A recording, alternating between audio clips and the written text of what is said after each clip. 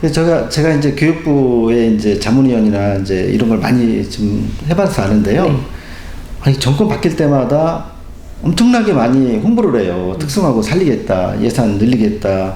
그런데 어떻게 20년 넘는 자동차가 여전히 시승용으로 쓰고 있고, 컴퓨터도 사양이 이제 버전업 되지 않는지, 아까 처음에 이제 말씀하실 때 예산 집행 구조에 문제가 좀 있다.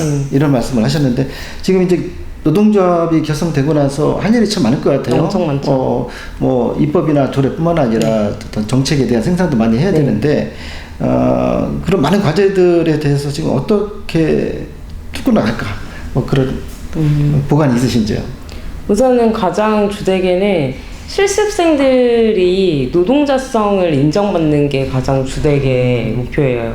도제 학교 현장 실습생들은 법적으로도 노동자성을 인정을 받아요. 그런데 도제의 그 법에 그 도제 법 안에 실제 도제 현장 실습을 진행하고 그 내부평가와 외부평가는 NCS를 얘기하는데요. 관련 전공 과목 NCS를 통과를 하면은 정규직 전환이 무조건적으로 되게 법이 만들어졌고, 그게 올해부터 시행됐어요. 네네. 그런데 실제 도제를 하고 있는 올해 3학년 친구들이 이 내용을 알고 있는 친구들이 없더라고요. 예. 그래서 그 법이 있어도 제대로 작용하지 않는 문제를 갖고 먼저 싸워야 하는 것과, 그리고 실제 취업처라던가 실습처가 요즘에 제일 많이 들어오는 시기인데, 학교에 어떤 실습처가 들어오느냐 했더니 상업계열 회계 직종인데 텔레비전 오작동 검수하는 것이 들어온다거나, 아니면 정말 아르바이트가 많이 들어오고, 예를 들어서 지역이 뭐 유선방송이나 인터넷 방송 쪽이 많이 발달하니까 네. 거기에 소요되는 인력들을 말씀하시는 건가요? 아니 그냥 공장에 이렇게 삼성전자 이런 하청업체 있는데 이게 제조업 제조업을 근데 회계 상업 계열인데 그런 게 들어오거나, 대다수의 학교에 제일 많이 들어오는 게 뭐 CGV 행복 미소지기, 그래서 매표하는 그런 게 다 들어와요. 디자인 계열인데 그게 들어오고 상업 계열, 공업 계열 의외네요. 그러니까 이제 그 서비스업 쪽으로 많이 좀 가 있는 거군요. 네. 그리고 그러면 이제 아까 그 특성화고 안에 있는 학생들의 이제 얘기도 말씀하셨고, 그 다음에 실습의 문제 말씀하셨는데, 교사 수급에 대해서는, 이 수급이라는 표현이 좀 죄송하긴 한데요. 그러면 특성화고에서 원하는 그 교사들을 주로 어떤 형태의 교사들을 원하나요?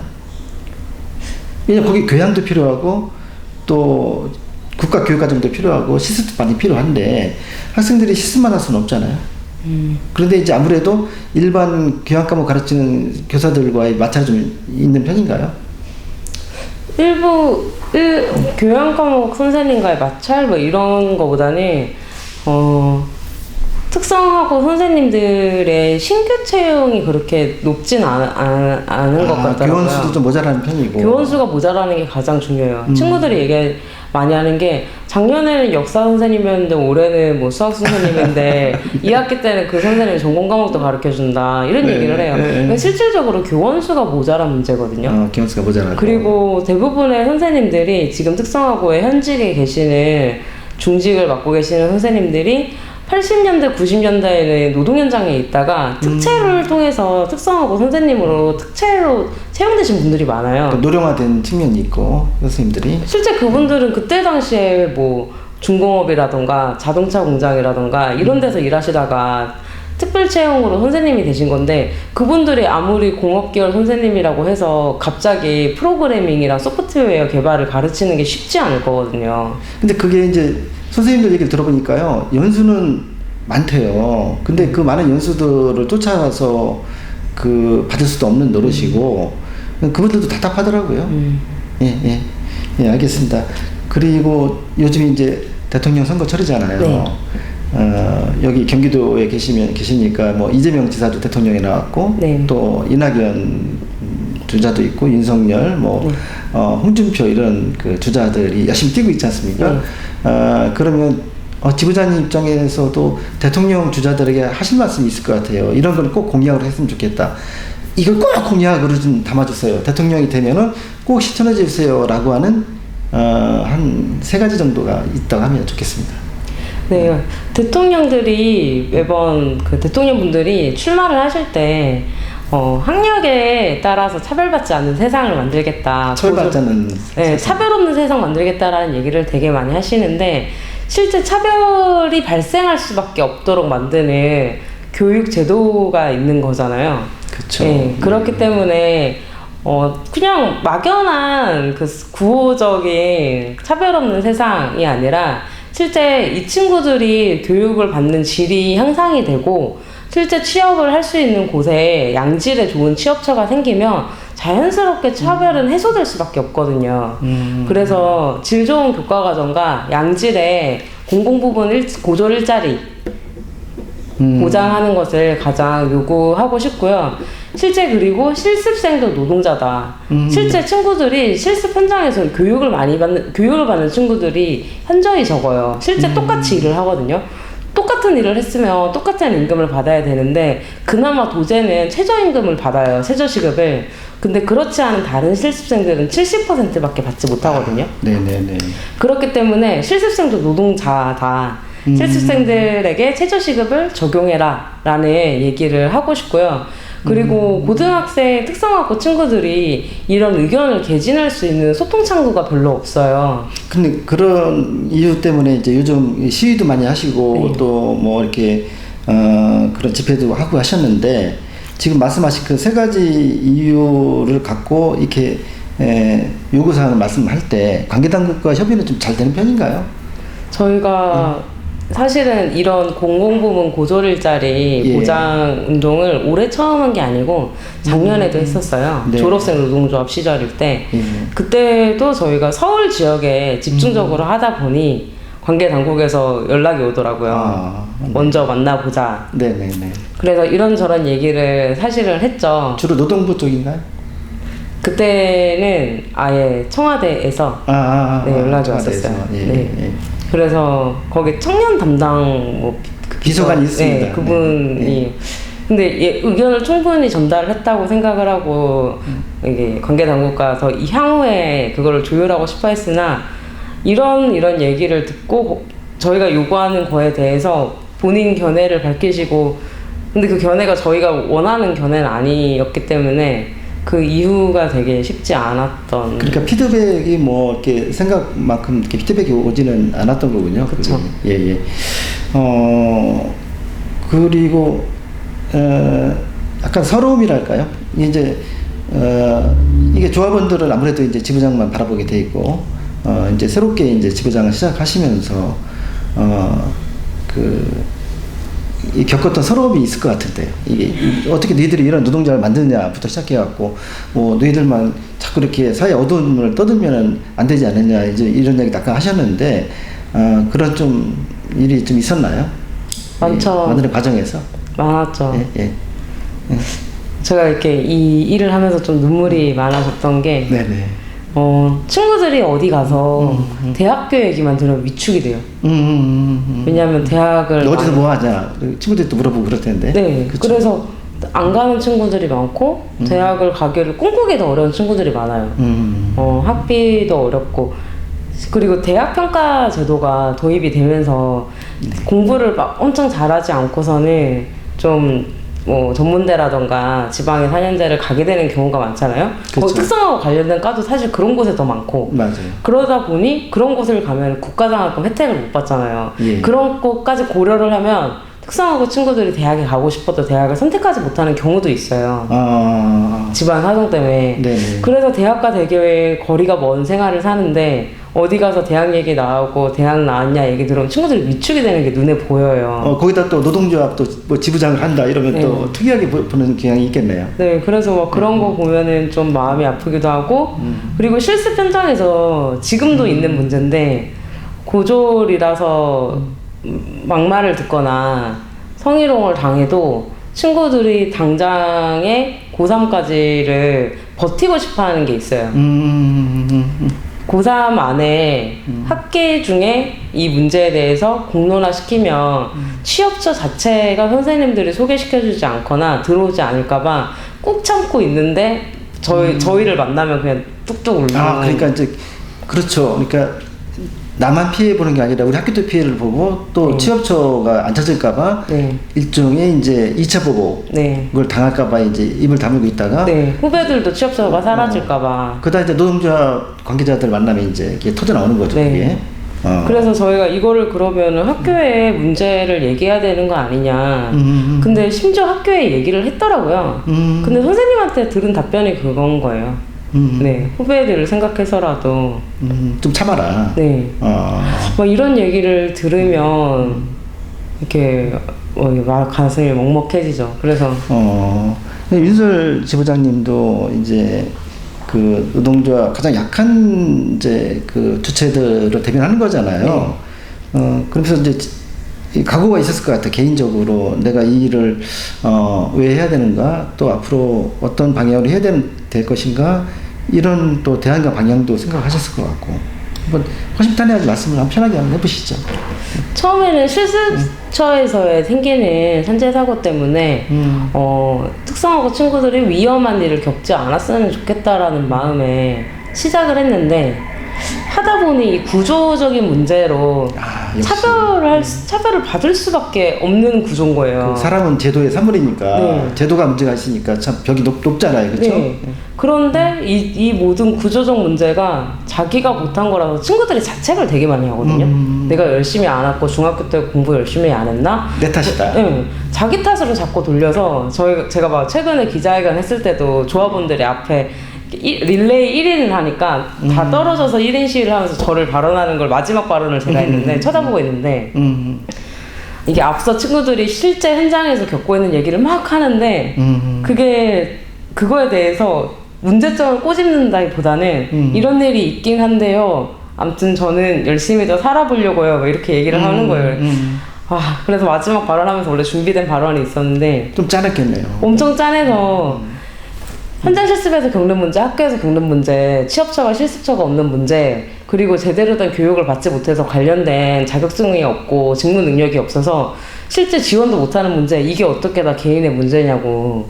그걸 준비해주지 못하는 학교 교육당국의 문제고, 그리고 그런 실습처를 원하지 않는 그러니까 기업들은 소위 말해 값싼 노동력을 원하기 때문에 실습생을 받는 경우도 많거든요. 그러니까 결국 이거군요. 그러니까 어디 하나가 이제 문제가 있고 그 문제에 따른 대안이 있다라기보다는 결국 이 문제의 가장 해결점은 그 당사자들이 뭉칠 수밖에 없고, 맞아요. 당사자들이 호소할 수밖에 없는 이제 지점까지 온 거잖아요. 결국은 국가와 사회가 뒷받침해주지 못한 거 있고 앞으로도 전망이 잘 안 보이니까 이제 본인들이 이제 오죽하면 노동조합을 결성해서 이런 대안을 이제 제시를 할까, 이제 이렇게 저도 이제 이해를 지금 하고 있습니다.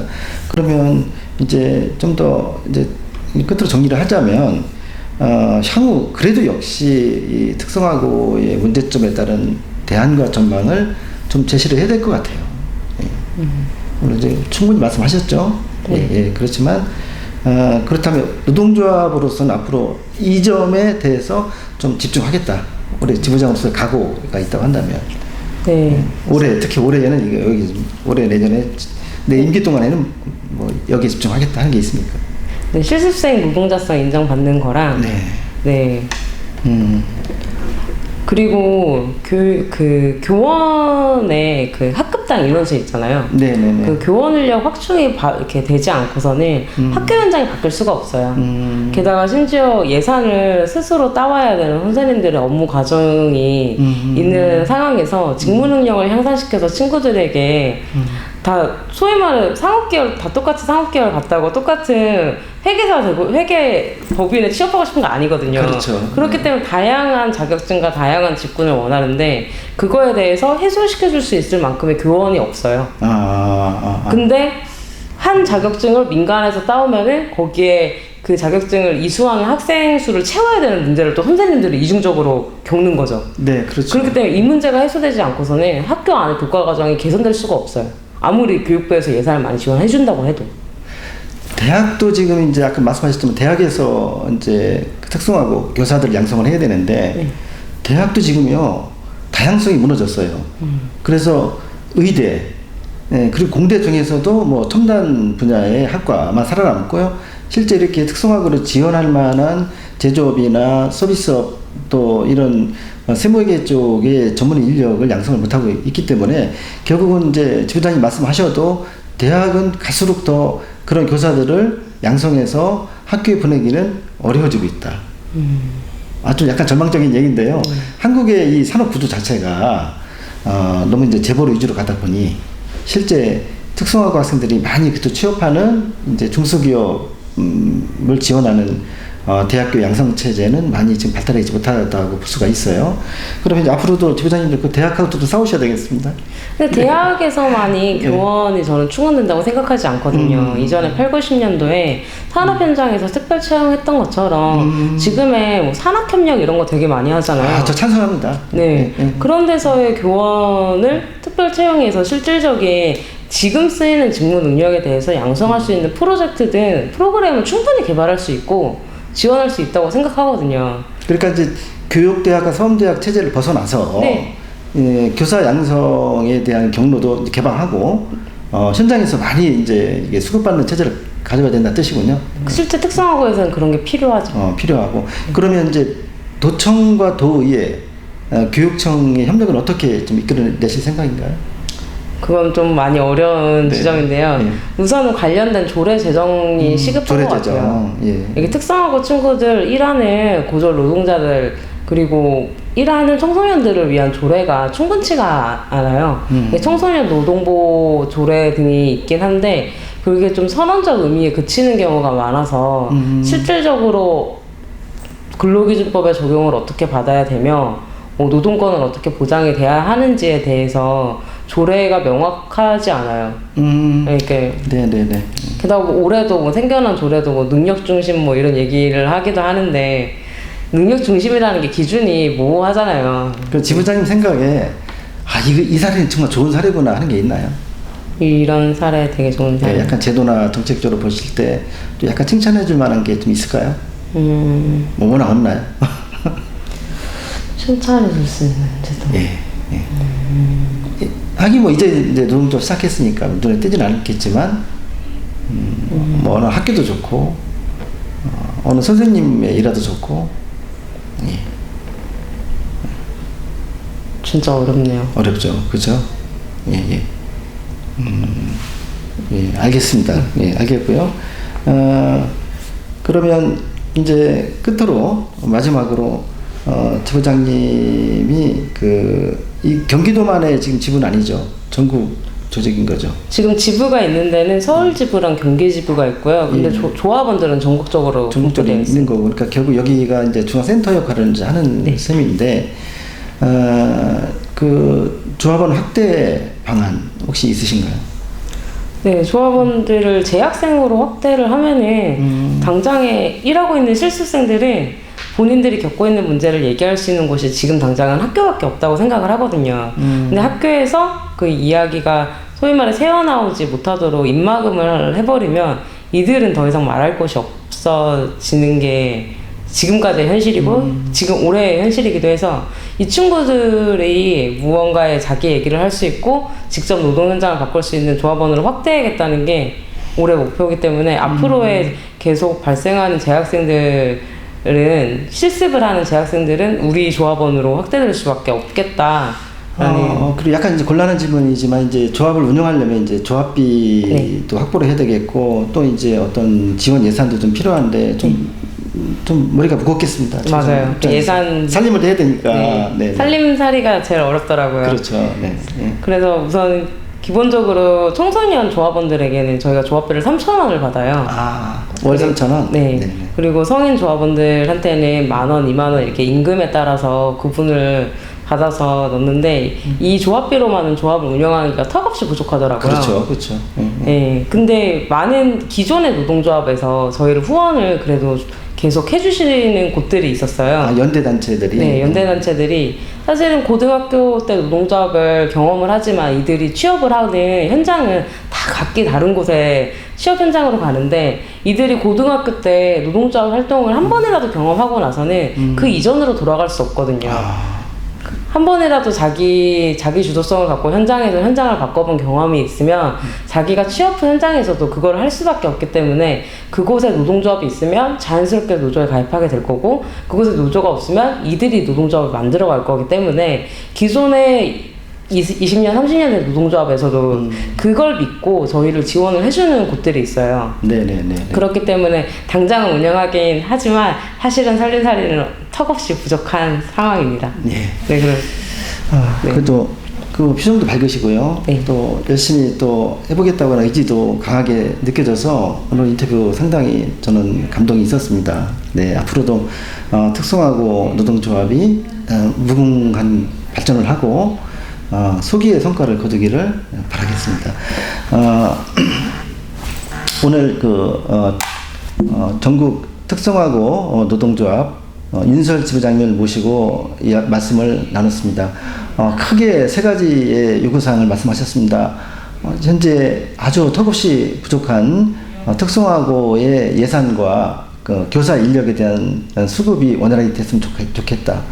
그리고 또 한 가지는 특성화고 학생들의 형편에 맞춘 교육과정을 잘 국가가 짜주어서 지원했으면 좋겠다. 그리고 대통령 후보들에게는 특성화고 학생들이 졸업하고 바로 이 정말 즐거운 마음으로 헌신할 수 있는 양질의 일자리를 보급해 주길 바란다.